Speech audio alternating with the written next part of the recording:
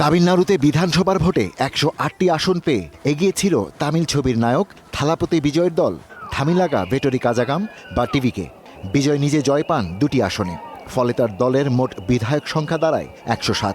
২৩৪ আসনের তামিলনাড়ু বিধানসভায় সরকার গঠনের জন্য দরকার ১১৮টি আসন।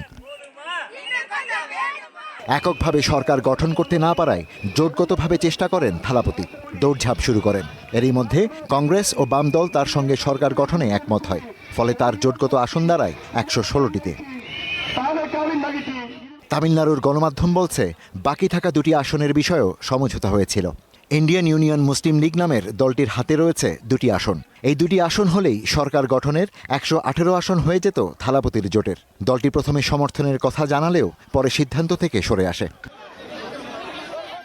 মুসলিম লীগ জানায়, ক্ষমতাসীন ডিএমকের নেতৃত্বাধীন জোটে যোগ দেওয়ার সিদ্ধান্ত নিয়েছে। তাদের হাতে থাকা আসন দুটি এবারে সরকার গঠনে সৃষ্টি করেছে বড় সমীকরণ।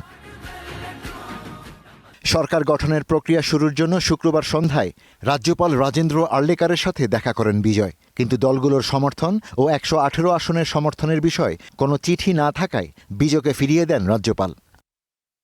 এবারের নির্বাচনে একক জয় পেতে চেয়েছিল বিজয়ের দল টিভিকে, কিন্তু প্রয়োজনীয় আসন না পেয়ে তাকে জোট নির্ভর সরকারের দিকে এগোতে হয়।